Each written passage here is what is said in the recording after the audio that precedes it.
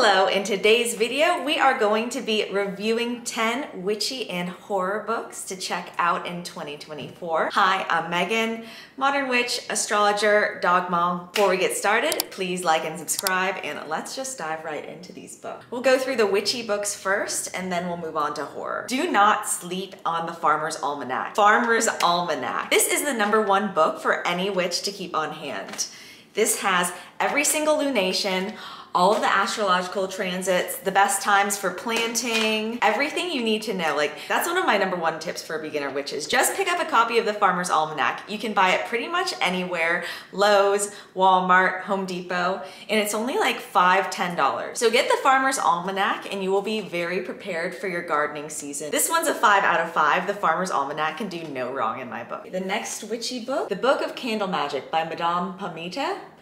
This is a really good intro to candle magic. This has everything you need to know. Color correspondences, some suggested layouts of candles. I will say this is very basic, so definitely very beginner friendly, but maybe not as intermediate friendly. I give this maybe 4 out of 5 stars. Like, this is definitely a good reference to keep on hand, but it's not like really groundbreaking at all, but it's still very good information. So definitely a must read if you don't know much about candles or candle magic. Ooh, I just recently finished this. This is Appalachian Witchcraft for Beginners, the history, remedies, and spells of a rich folk magic tradition. I've always found folk magic to be very, very interesting. You always hear those like urban legends of don't follow your name being called or don't look out the window at night. This has some really interesting chapters on how to connect with the nature that is around you and even more folk magic practices. This does have a lot of tips for like home protection, cleansing your house, like house witchcraft stuff, so I do like that section. I'll give this book a 4 out of 5 stars. I wanted it to be just a little bit longer and go a little bit more into depth with some of the topics. Really interesting book to keep in the repertoire. All of the spells and crafts in here are very simple. Sometimes these books are out of pocket with the amount of stuff they want for spells,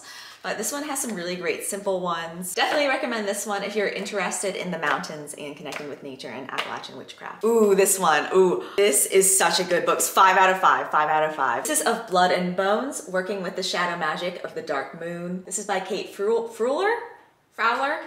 No, Fowler. If you are ready to take that next step and start working with blood and bones and nature and death and things that make people kind of uncomfortable, this is the book for you. This has all kinds of recipes, like how to make death oil, how to use it, just everything you need to know about working with the dark moon and working with blood magic and getting a little toe deeper into the occult. Definitely loved this book. I'm still going through it. Fun fact, I buried a possum in the backyard to handle as outlined in this book.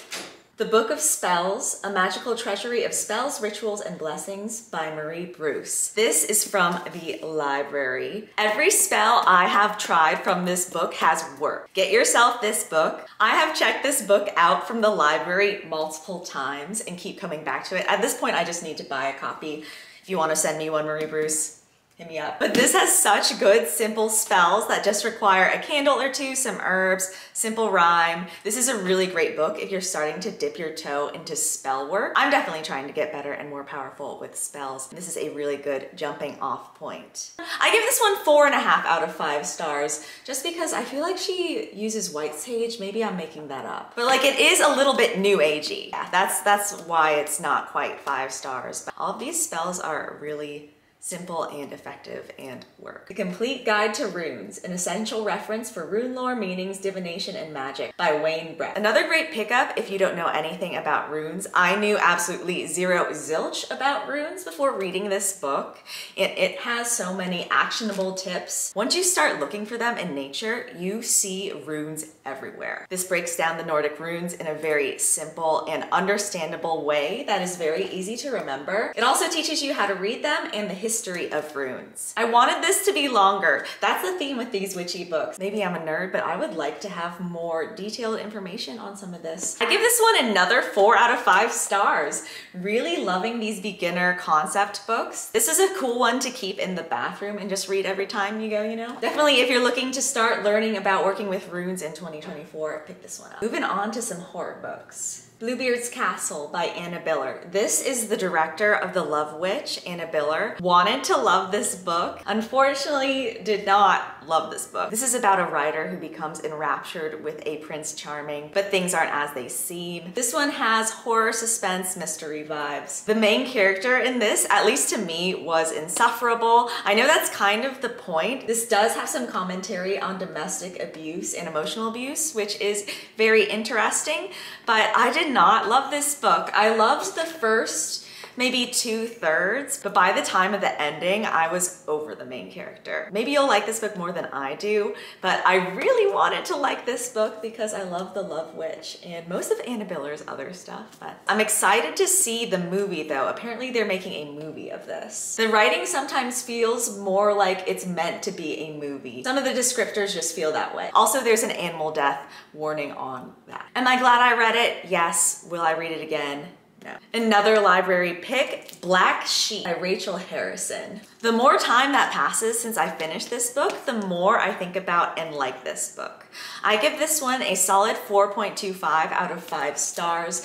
This is about a woman who escaped a cult but then ends up going back for a wedding and things aren't as they seem. This is very much a popcorn read in a few hours read, but this is fun. It doesn't go too deep. It has some scary moments and I quite enjoyed this one. This is a really cozy, not too serious, but still interesting read if you're interested in something in the horror space. And up next, The Southern Book Club's Guide to Slaying Vampires by Grady Hendrix. This is a really good intro horror book. It's not too gory. It does have some scary and intense moments. There's one scene in the woods that's quite scary. This is about a group of Southern housewives who get caught up with a vampire when he moves to town. This one is a longer one, which I enjoyed. This would be a really good beach read or a recommendation for someone who's looking to start with horror. This is maybe 1 or 2 steps past Twilight on the vampire scale, but maybe before True Blood. I really enjoyed this book, 4 out of 5 stars, just because Grady Hendrix, sometimes the style doesn't really do it for me. Overall, the plot for this was great. Mr. Magic by Kirsten White. It's about Mr. Magic, which is a television show that was canceled years ago. No one can find any record of it, but people swear they've seen it. And this book is about the cast of that show getting together. This is another book I really wanted to love, but like many other horror books, the ending just did not hit. I bought this, I didn't get this from the library, and this was like $28.